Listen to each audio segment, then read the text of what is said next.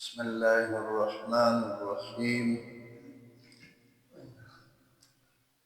ولو جعلناه قرآنا أعجميا لقالوا لولا فصلت آياته أعجمي وعربي قل هو للذين آمنوا هدى وشفاء والذين لا يؤمنون في آذانهم وقر وهو عليهم عمى أولئك ينادون من مكان بعيد صدق اللہ العظیم۔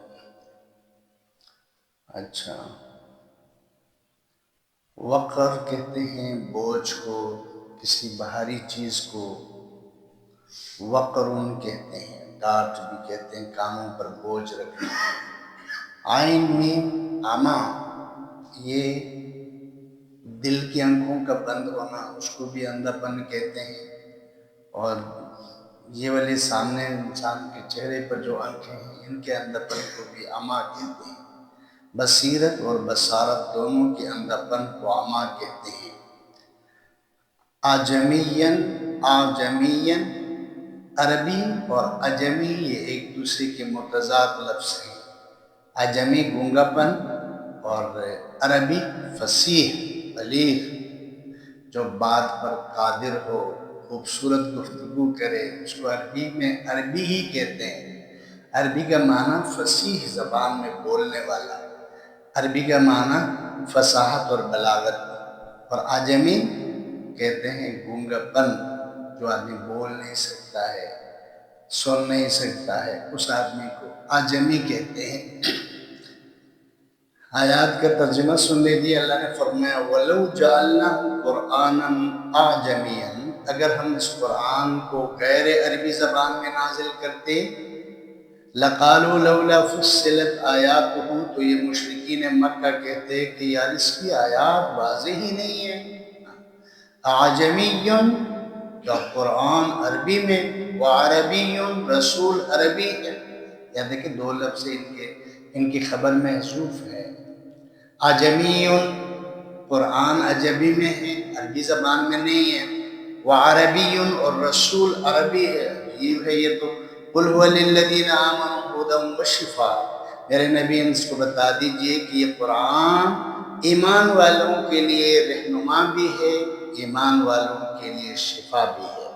والذین لا یؤمنون فی آذانہم وقر، اور جو لوگ قرآن پر ایمان نہیں رکھتے ان کے کانوں پر بوجھ ہے۔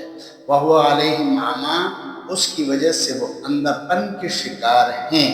أُولَٰئِكَ يُنَادَوْنَ مِن مَّكَانٍ بَعِيدٍ، یہ لوگ ایسا ہی ہے جیسے بہت دور سے کوئی ان کو آواز دے، جو آواز کو نہ یہ صحیح سن سکتے ہیں اور نہ اس آواز دینے والے کو دیکھ سکتے ہیں۔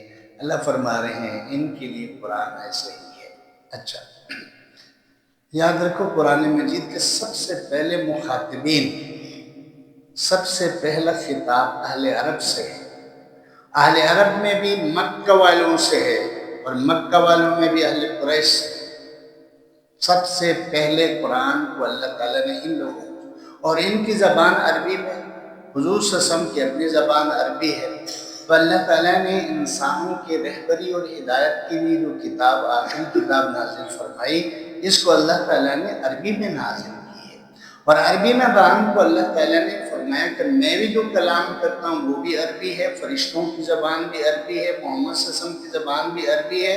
مرنے کے بعد ساری دنیا کے سارے انسان اور جنات عربی زبان میں بولیں گے، جنتیوں کی زبان بھی عربی میں ہے۔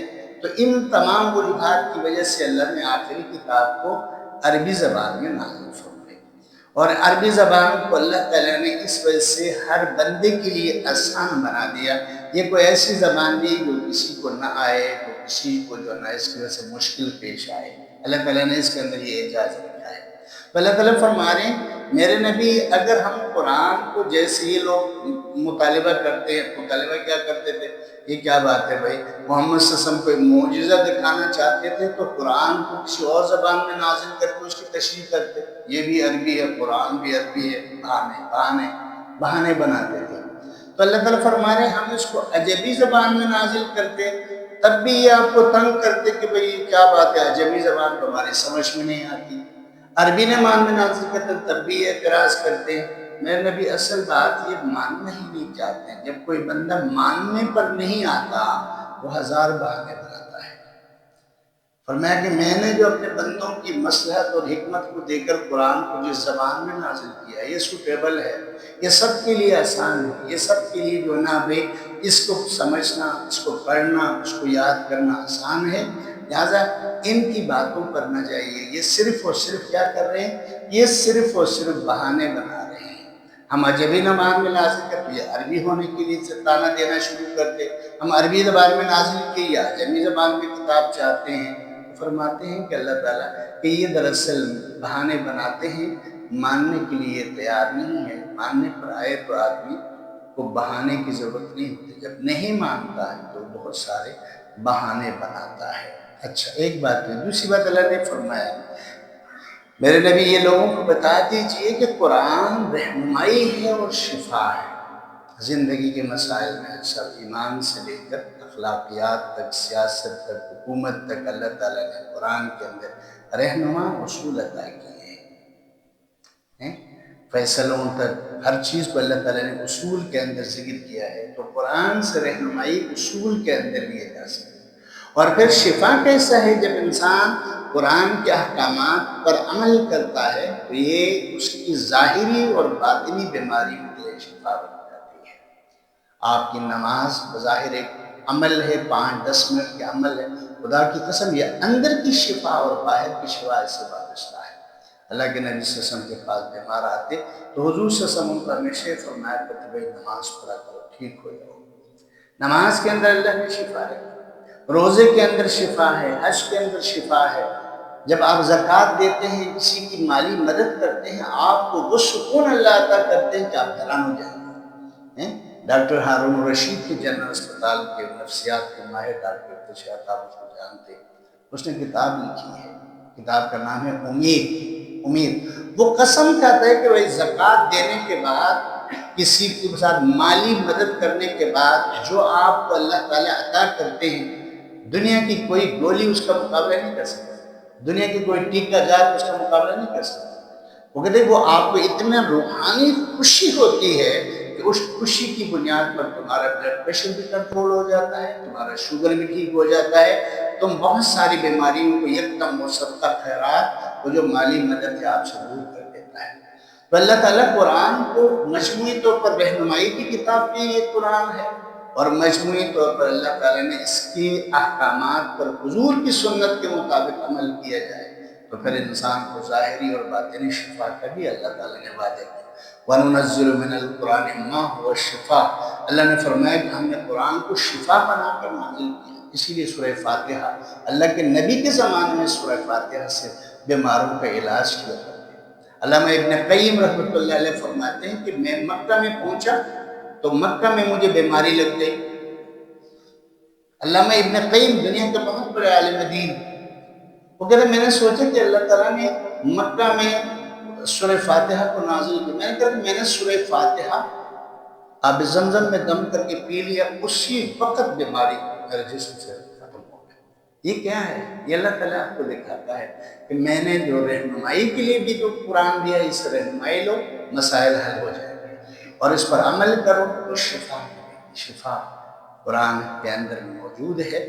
آپ اس کو دم کرتے ہیں، اس کو پانی میں دم کر کے پیتے ہیں، ویسے دم اللہ کے نبی بھی اپنے جسم پر دم کرتے تھے۔ میں نے ایک مرتبہ آپ کو بتایا تھا آخری 2 صورتیں دم کے لیے ہیں، ان کو 3 مرتبہ صبح پڑھ کے اپنے جسم پر ہاتھ پھیر دے، شام کو پڑھ کے اپنے جسم پر ہاتھ پھیر دے، آپ کو صحت سے، جادو سے، نظر بد سے اور غلط نظروں سے، حسد کے حاسد سے، جو نہ حاسدوں کے حسد سے اللہ تعالیٰ حفاظت کرتے ہیں۔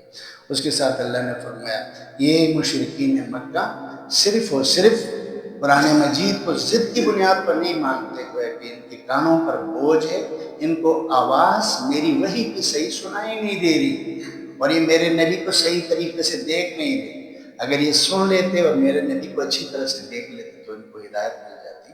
اللہ تعالیٰ ہمیں سمجھ عطا فرمائے، قرآن سے فائدہ اٹھانے کی توفیق اور ہمت عطا فرمائے۔ اللهم صل على محمد وعلى آله وبارك وسلم تسليما. اللهم إنا نسألك إيمانا كاملا ويقينا صادقا وعملا متقبلا. سبحانك اللهم وبحمدك نشهد أن لا إله إلا أنت نستغفرك ونتوب إليك. وصلى الله تعالى على نبينا محمد وعلى آله وصحبه.